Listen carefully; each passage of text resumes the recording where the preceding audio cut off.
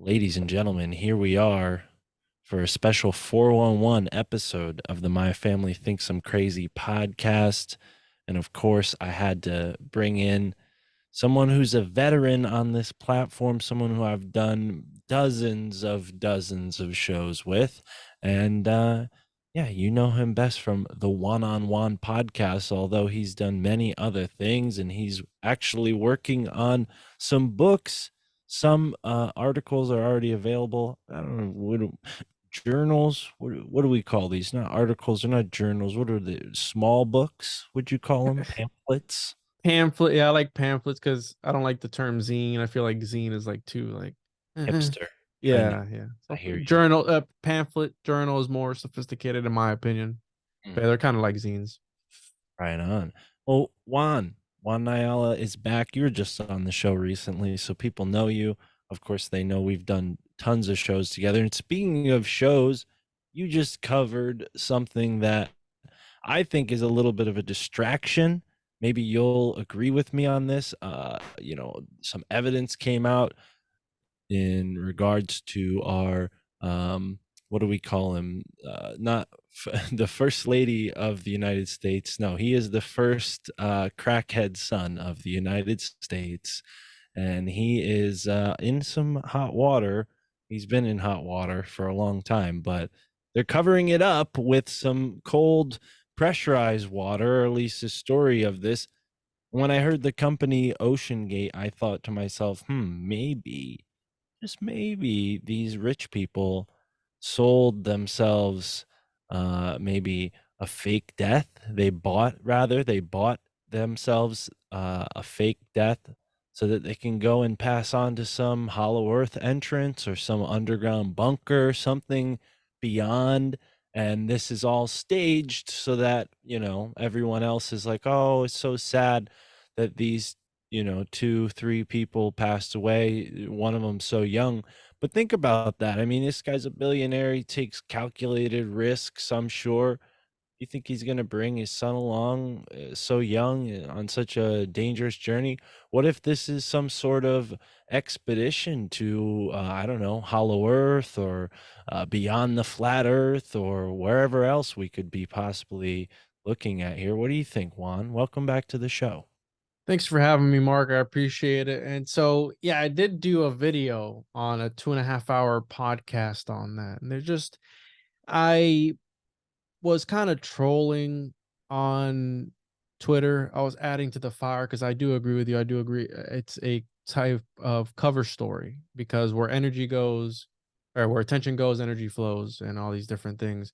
And they are sort of these pseudo homunculus, if you will, where they charge these things up, then they destroy them in order to use that energy for other magical purposes. We saw this with the balloon a phenomenon along the 33rd parallel. The first bloom was along Myrtle Beach. That's along the 33rd parallel, which we know that's a thing for Hold them, on. symbols. The bloom? You talking about algae blooms? No, no, the balloon, the Chinese Oh, spy the balloon. balloon. The spy balloon was on the 33rd degree parallel. I didn't Yeah, remember. Myrtle Beach. Yeah, along the 33rd. So, and then there's an interesting connection because, right, the that's my next theory that they did fall in through some rift, if you will, because they did lose connection, which the system that was pinging off the location of the submarine is a separate autonomous system that there's no way it could have. If they lose power, that system is going to keep running. Well, they lost the signal and they assumed it was catastrophic failure an hour and 45 minutes into the expedition, according to, right, the sources.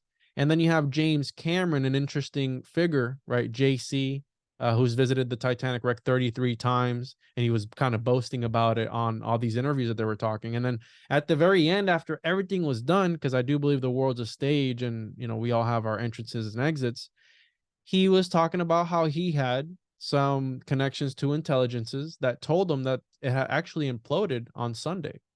So they let the entire world do this ritual, this charading, this acting. Yeah, it's fine. I'm doing a podcast right now. Just put it right there. They did this whole charade and this whole thing, and they kind of let everyone go through the steps in like some sort of ceremony, right? Because it's all about the ceremonial aspect of it.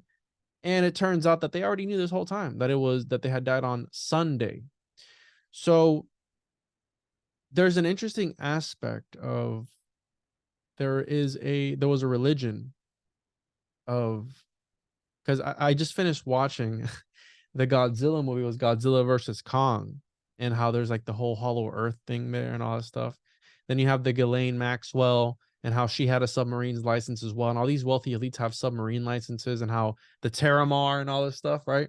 And you and I have talked about this before, how they might be accessing portals underneath these islands, and that's why these elites have islands. It could be portals to these other dimensions, but there's an interesting aspect to the submarine thing, because James Cameron, and I just recently watched the documentary, he made an expedition to the bottom of the Mariana Trench.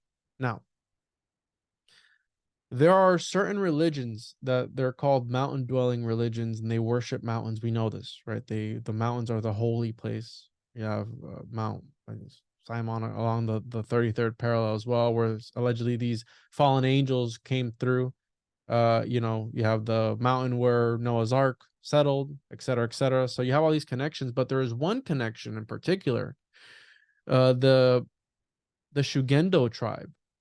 They were a religious sect, and it was a syncretism of Taoism and some other religions. I believe it was during the 8th or 9th century. And they believed that through the climbing of mountains, they would achieve supernatural abilities. Right? They would become shapeshifters, they would get magical powers. And it just makes you think of, right, Aleister Crowley. He was a mountaineer climbing mountains. It makes sense why all these elites climb Mount Everest and all these different places, right? Well, what if every different peak gives you a different power? And this stems from these ancient beliefs. They would become shapeshifters. They would, become these sort of wizards, the magicians in the mountains, if you will. So this Now, is like a, I'm sorry to cut you off right when you're about to hit the crescendo, but this is kind of like the same as going underground, maybe like, the opposite of going up well, a mountain would be to like descend into the caverns in the earth, right? Maybe a little so deeper. it's an inversion, but the one thing that I've seen is that every time they reference the Mariana Trench, they always talk about Mount Everest inverted. Mm. So instead of how you're saying, instead of making that descent on the way up, you're making it on the way down, as some sort of inversion of it. And only a select few have made that. Because why? Because and it steps into the realm of what they're trying to get at. They're trying to regulate that market, similar to how they've regulated the space market, if that's even a real thing. Or what if you access the space through this underwater? Because I mean, this is why maybe perhaps NASA does their simulations underwater. I mean, we've seen that before, right? The fake footage, supposedly you see bubbles and all these different things. So what if, again, the oceans hold the key, right? As above, so below, the waters above, and all these different things. And I just found it interesting that they always show Mount Everest inverted. And I go, well, what if these people believe that by going to these places? Because what business do you have going down there, Mark? Mm. What business do you have going on? None whatsoever. I mean, to do what, man? Like my dad was talking, he's like, I feel so bad for these people. I go, why? Because they put themselves in, they paid, right, to put themselves in this danger. Like, you know what I'm saying? Like, it's one thing if it was, you're on a boat or going somewhere, you're going to the grocery store to get food for your family, and then something happened. That's a tragedy. It's like you put yourself in this position. Now, one of the things was I saw a video of the captain or whatever. He's like, yeah, the the front glass is 7 inches thick, and when we're down at the Titanic, it compresses I think it's a quarter of an inch, and before there's catastrophic failure, it cracks along the side. So I know when it's going to give out before it gives out. So he's talking about that when he knows that it's time to change the plexiglass in front of his submarine is when it's starting to crack from all the stress of going down to the Titanic. He knows that's when it's time to change it. When it starts to show the stress cracks around the entire outer perimeter of the damn glass.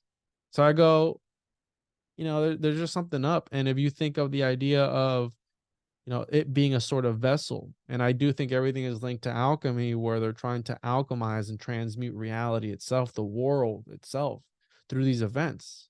Well, what if the collective conscious made that submarine implode in on itself? And it wasn't that it actually did, but the concentration of everyone's mind on that one point in time at the bottom of our ocean made something happen. You know what I'm saying? Like, everyone's fantasizing about what happened to this vessel. What happened to it? There's countdown timers of when they're going to run out of air. You're counting down someone's death Hmm. in the mainstream media. What Yeah, does that do, bro? What kind of magical, sympathetic, magical effect does that have on what's going on, bro? yeah. This brings to mind something that Michael Hoffman tweeted today, or well, not today, 15 days ago, unrelated to your point, but sort of connected. He was posting this quote based on something about the Unabomber, but it kind of relates to what you just said. And the quote is: "The Greeks practiced a scapegoat ritual employing a human sacrifice, the pharmakos, who was beaten and paraded in the streets before being executed. The Athenians regularly maintained a number of degraded beings at the public expense. They sacrificed these outcasts as scapegoats."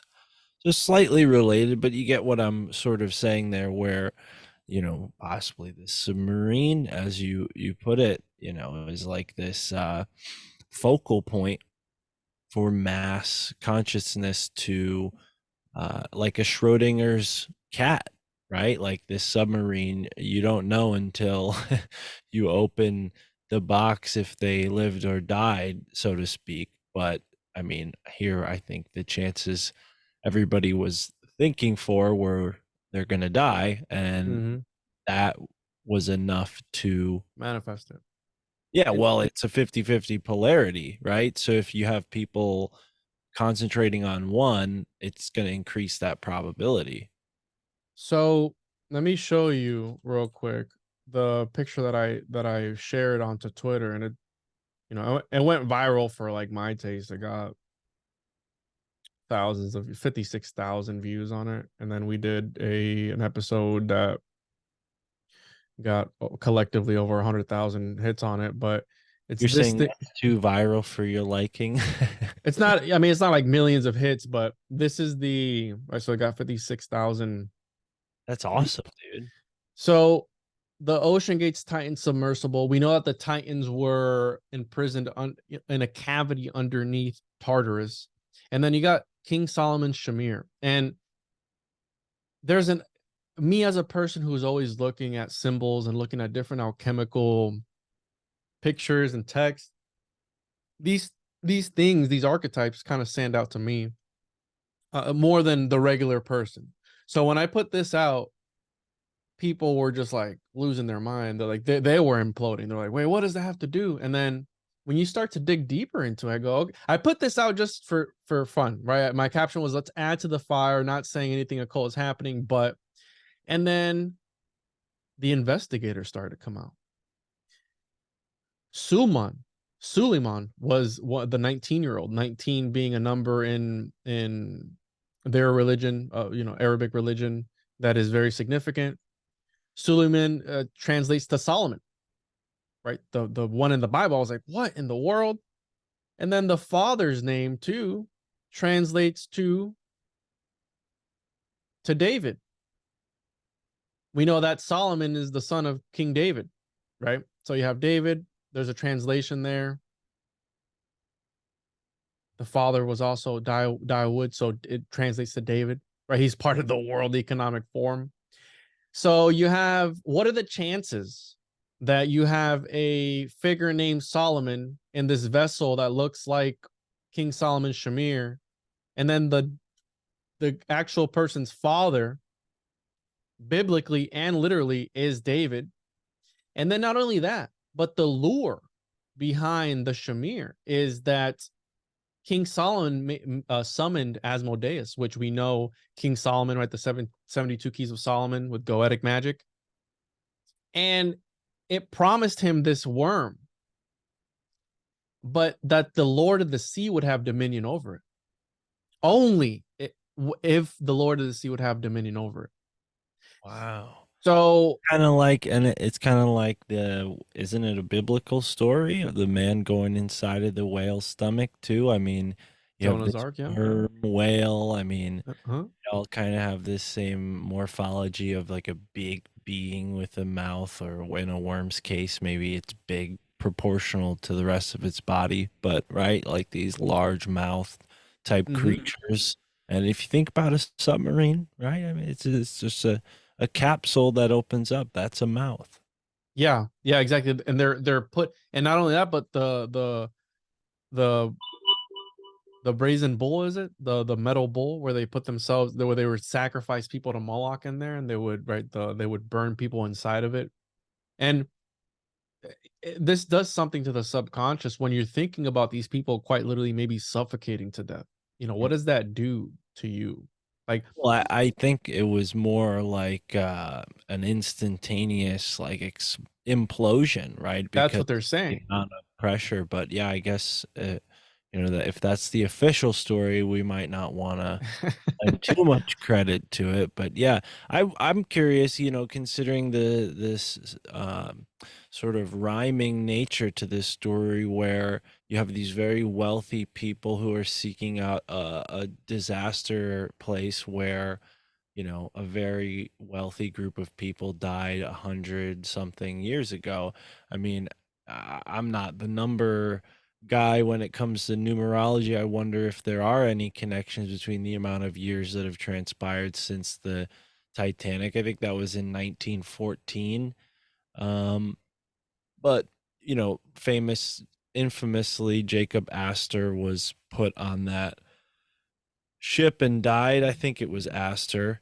And you know, part of the conspiracy with the Titanic is that some of the people who didn't attend or were planning on going but mysteriously didn't show up, they knew that the Titanic was going to sink, and they had planned on pretending to go so that their rivals or whoever they wanted to go, would perish, right? So Mm-hmm. some sort of calculated sinking, right? I mean, here Yeah. we have these people who knows, maybe from outside are being manipulated to do such a thing. Maybe this guy in the World Economic Forum, he from India. I mean, that's what his name seems to suggest. I know India is, sort of, as far as global politics goes, maybe not totally teamed up with the Yeah. European powers. So there might be something going on Which is politically what happened there. with the creature of Jekyll Island. That's the whole reason that Titanic supposedly sank, because they were trying to pass the laws for the Federal Reserve. The creature of Jekyll Island, which is a sort, if we link the corporation to it being an artificially created person, that kind of falls in the whole Frankenstein golem type of thing. And we all use that system. We're all part of that system. And one of the things to add on to what Michael Hoffman was talking about, right?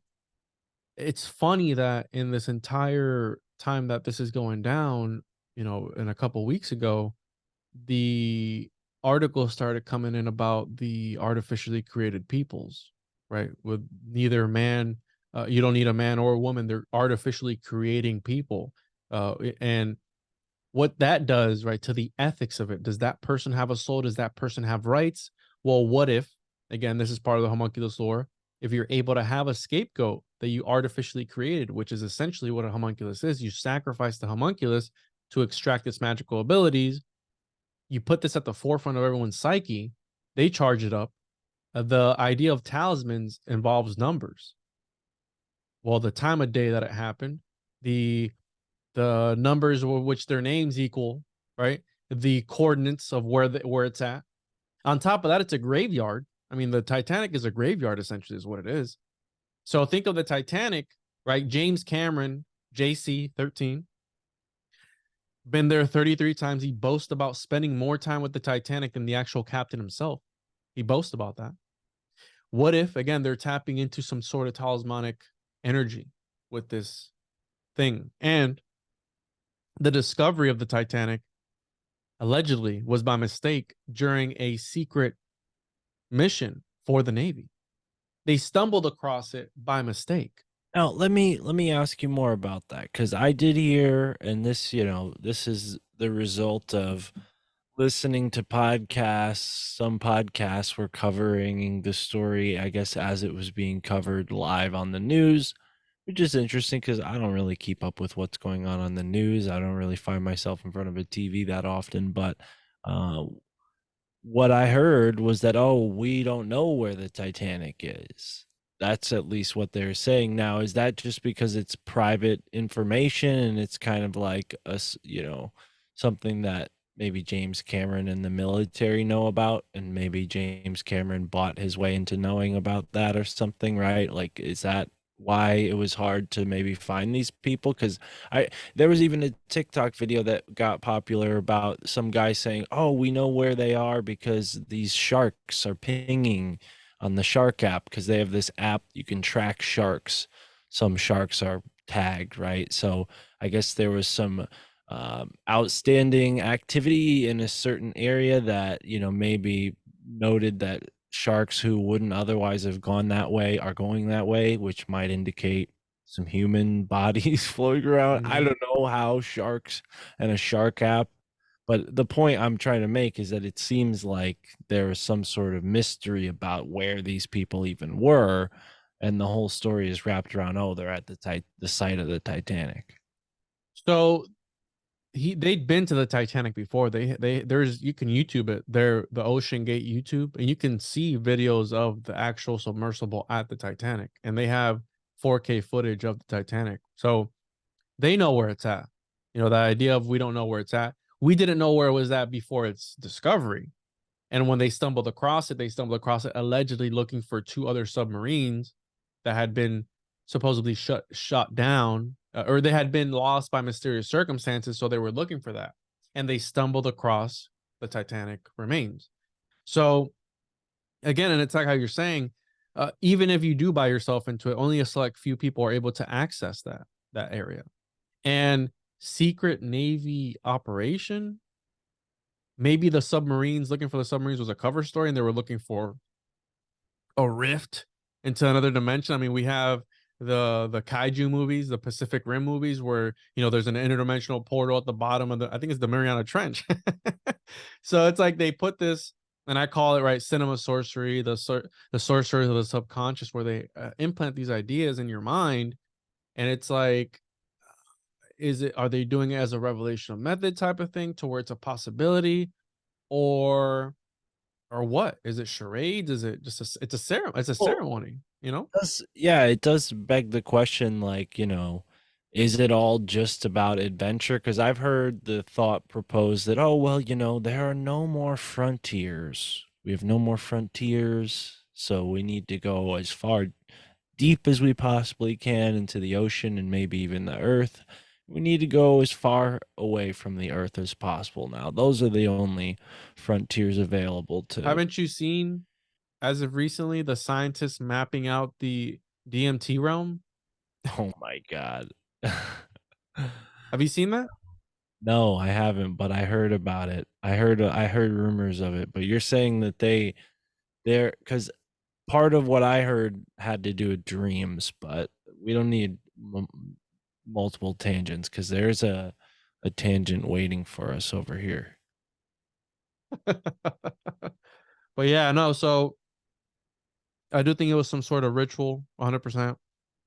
And it's funny, it happened on, right? Supposedly now they're saying Sunday, Sol, Sol, Oh, Mon, right? So it's sort of, and then it's the summer solstice as well.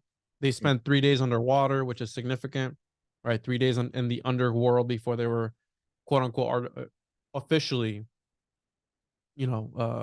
lost or whatever, and that they came to the assumption. Now they're James Cameron did a movie of this in the 80s, I think it was, The Abyss, similar to how this vessel went missing in the very deep depths of the ocean, and then it gets into this whole sci-fi thing. But I don't know what it is that they're putting into the subconscious right now, but it's a distraction from how you're saying earlier, like the whole a Biden laptop and all these things, and the coup, I think it was, over in Russia that supposedly was happening, but then it didn't really happen. So it's like, what are they doing? And then the accounting error of $6.3 billion allegedly missing from that they overgave to Ukraine or something. And I Right. mean, we know what happened last time.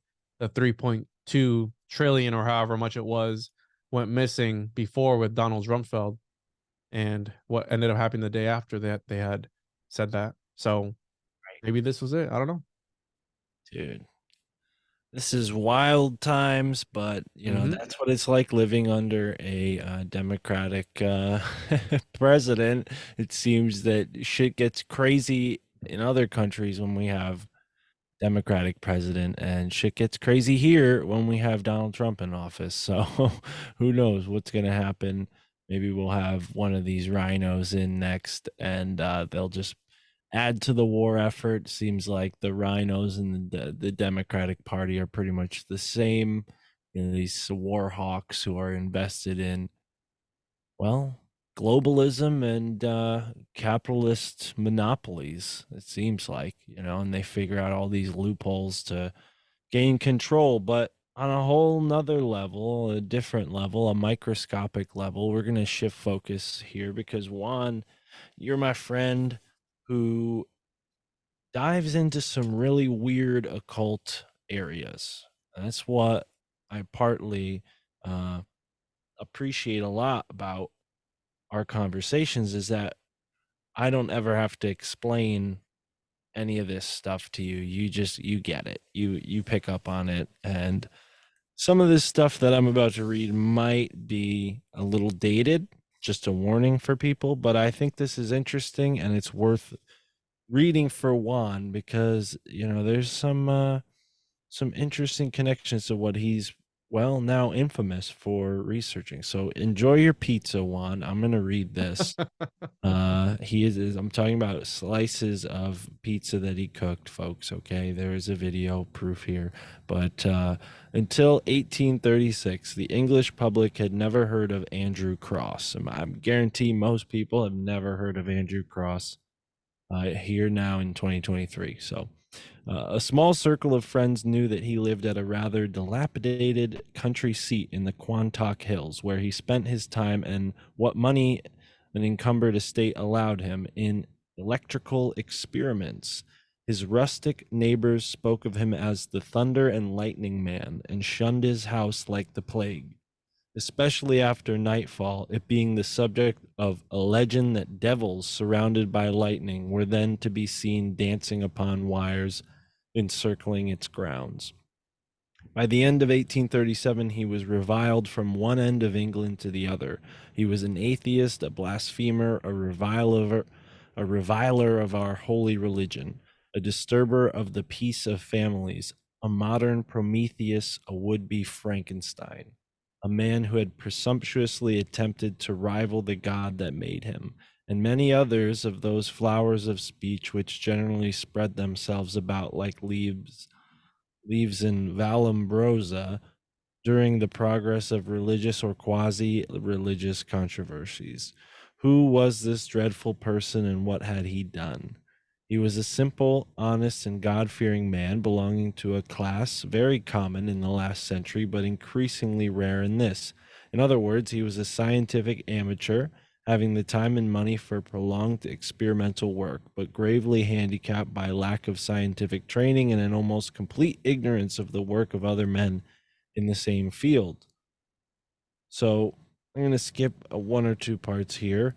Uh, his offense, which incidentally he had not committed, was of an unusual kind. He was accused of having attempted to create living creatures by an electrical process from dead matter.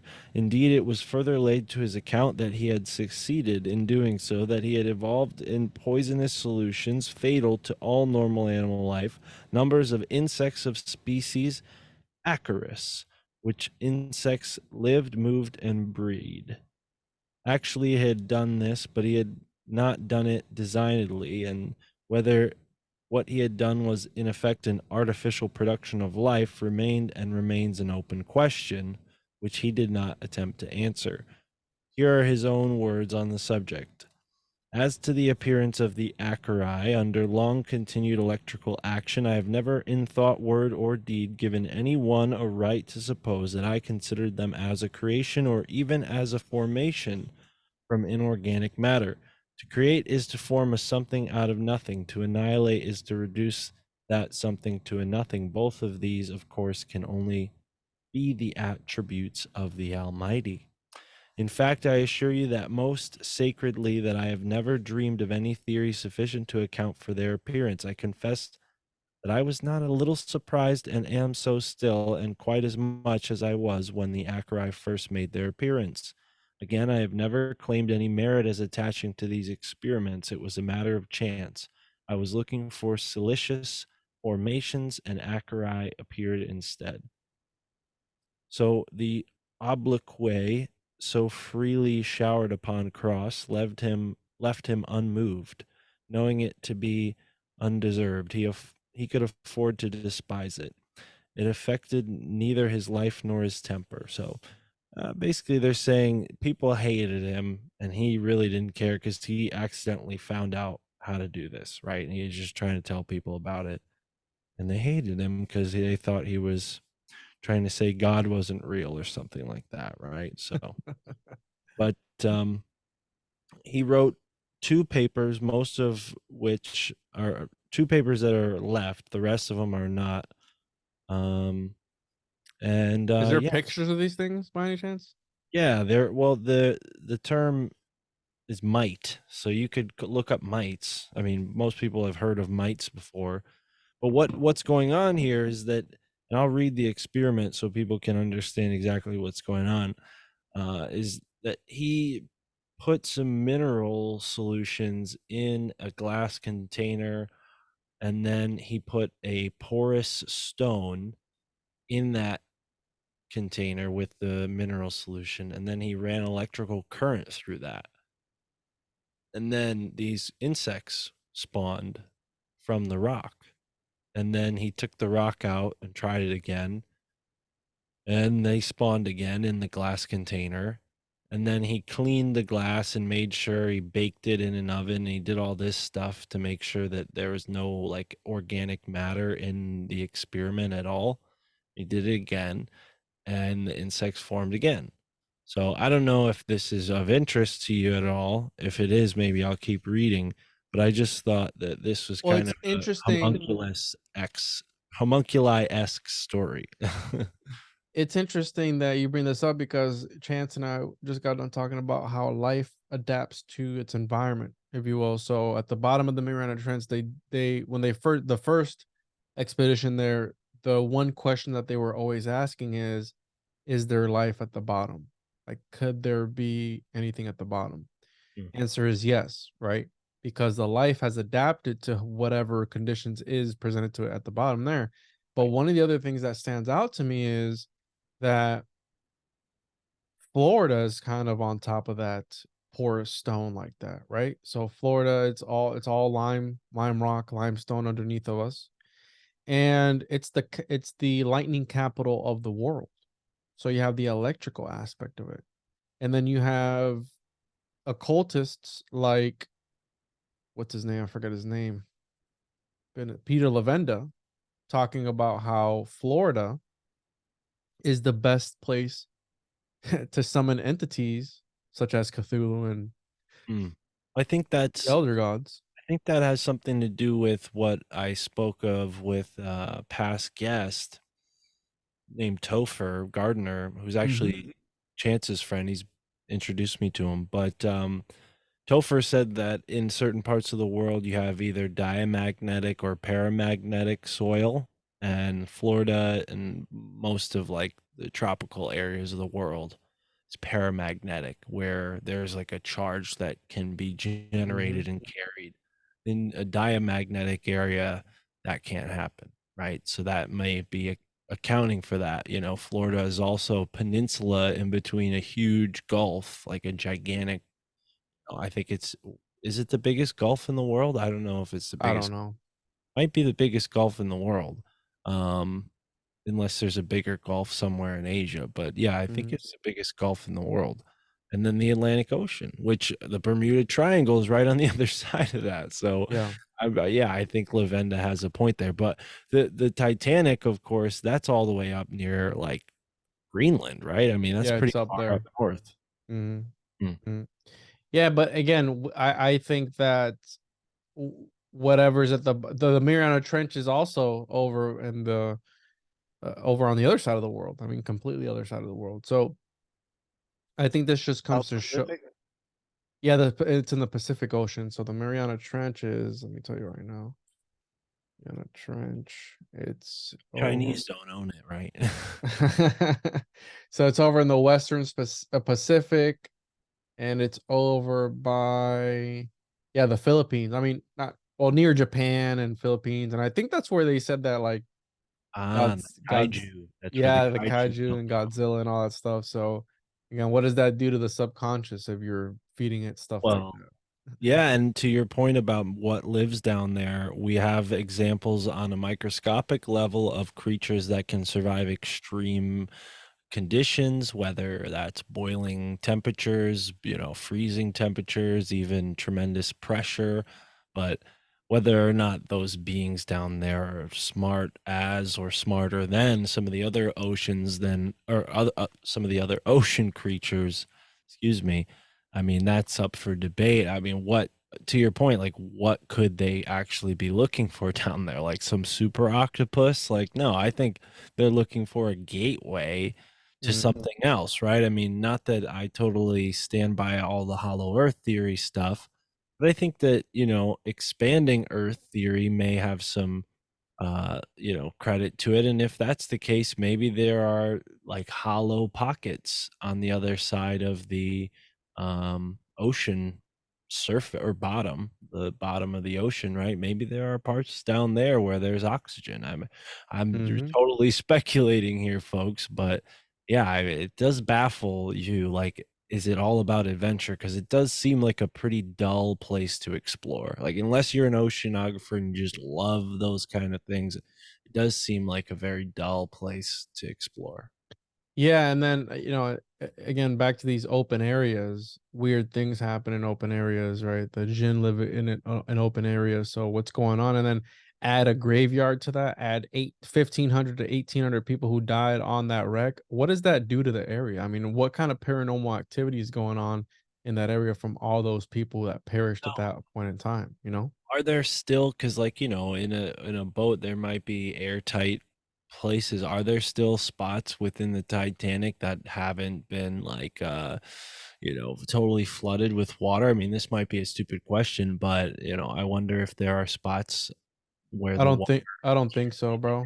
no? I think that it's all, yeah, it's all. To that point, if there was like a something down there that had air in it, maybe there's a big genie inside of it. I don't know. Again, speculating crazy, but Yeah. No, but I like this. So to add to what you were talking about, so galvanism, right? It comes from the term galvanized, Luigi Galvani, and it's the right term invented by 18th century physicist and chemist Alessandro Volta to refer to the generation of electricity current by chemical action. The term also came to refer to the discoveries of its namesake, specifically the generation of electric current within biological organisms and the contraction and convulsion of biological muscles upon contact with electric current. Now, you were talking about abiogenesis, which is galvanism influenced metaphysical thought in the domain of abiogenesis, the underlying process of generation of living forms. well, In 1836, it references Andrew Cross, the guy you're talking about, recorded what he referred to as, quote, the perfect insect standing erect on a few bristles which formed its tail, unquote, as having appeared during an experiment wherein he used electricity to produce mineral crystals.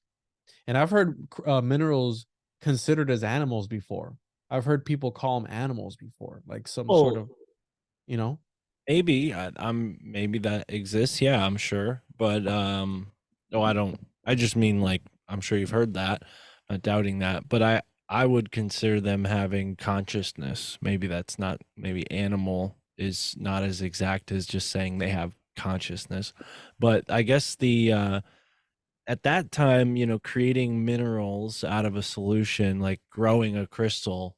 was kind of a new thing. Right now, you can buy a kit at like a store for kids, and you can like put this like little pool of mineral solution in the sunlight or underneath a light or something, and then in a few days you have like a crystal that's grown there, and it looks pretty cool. I've done it before, but Really?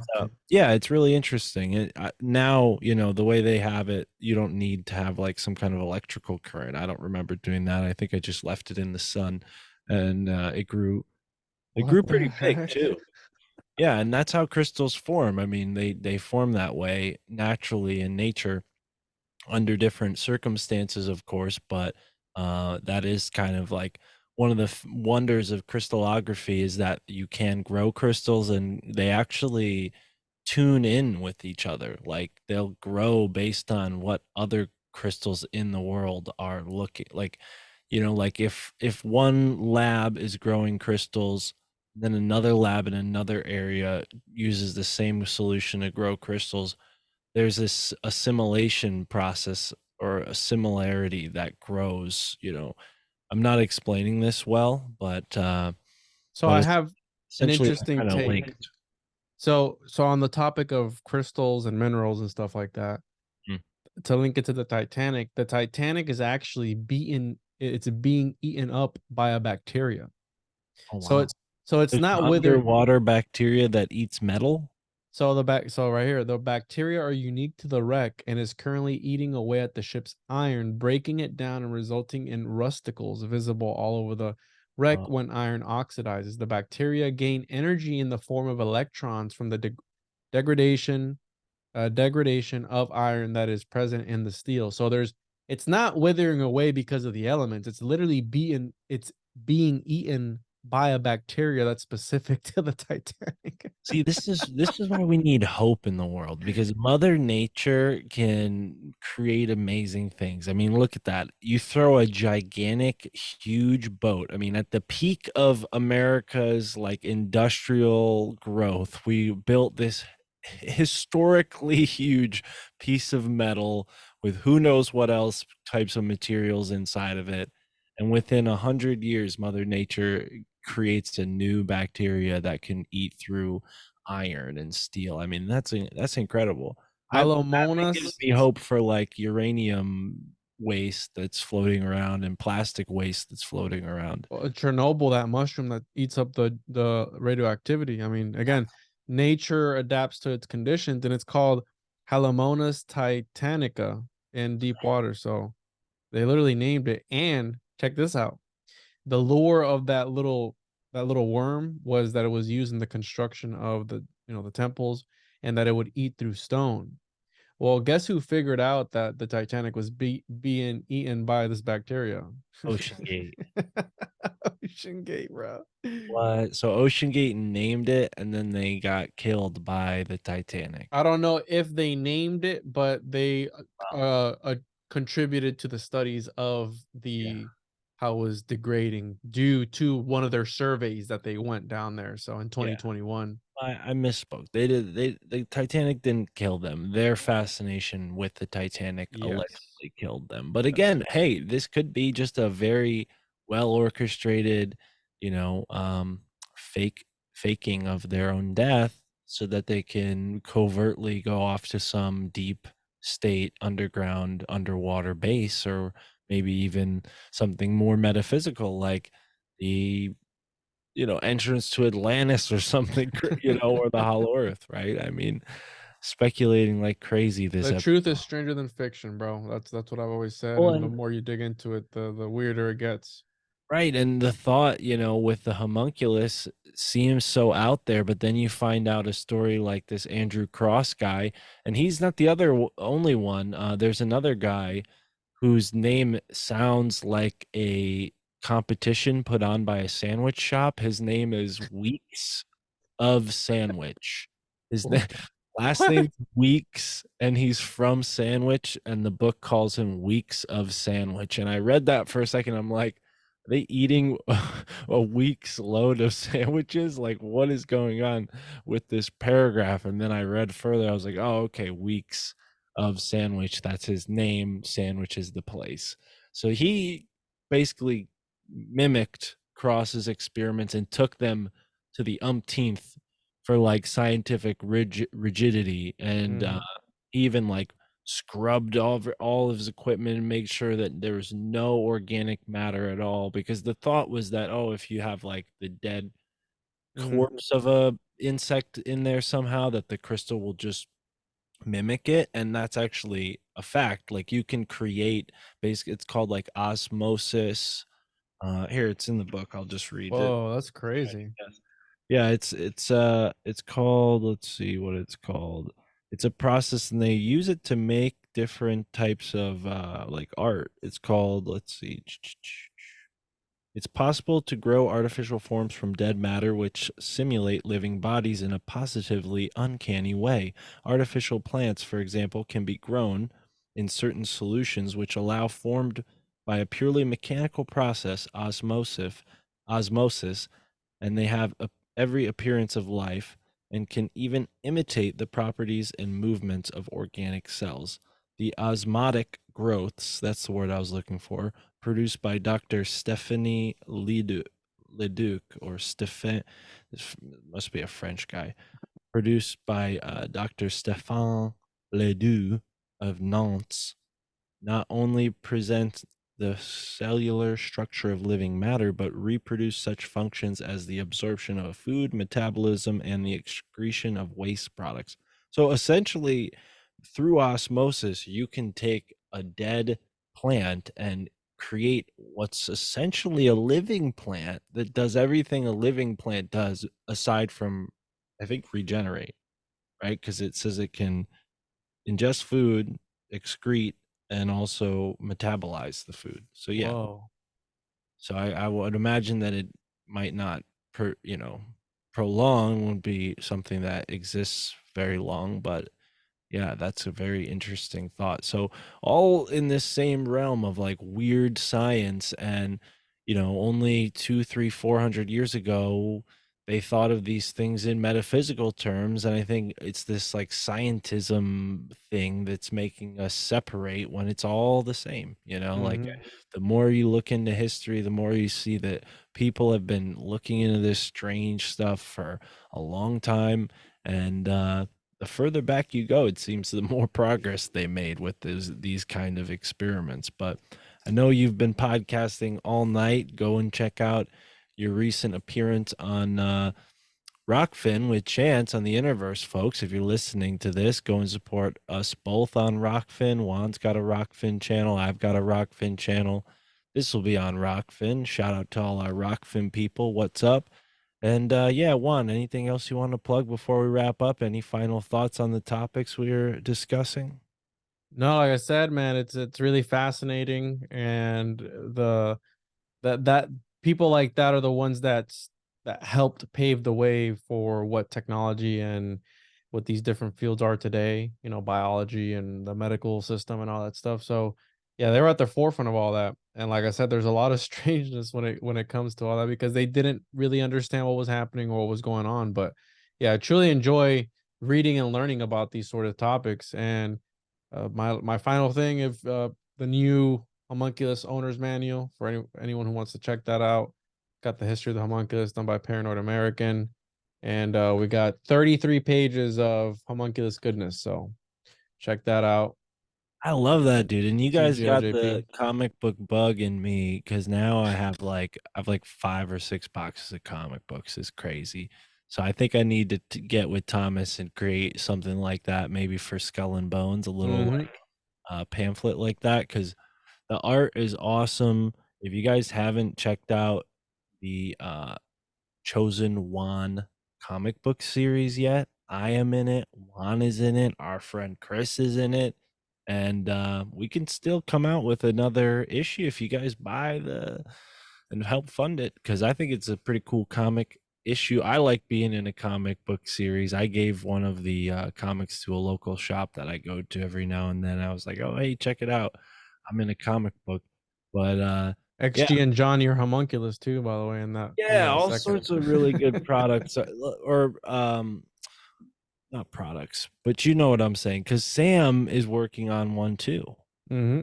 he's got a comic book in the works. I know he announced that on a recent episode of Tinfoil Hat. But again, what anything you want to promote aside from that? Yeah, tjojp.com. All my stuff is on there. Check it out. And appreciate it, bro. Thanks for having me. Yeah, thank you. I feel like I've been a little rusty. I haven't recorded much lately. So thanks for helping break me in. I got like 5 or 6 interviews this week. So, folks, stay tuned. We got more to come. Thanks for being here. Go and follow our friend Juan at the One on One podcast, wherever you're listening to this. And we'll catch you next time. Immerse yourself in the moment, wherever you are in the now.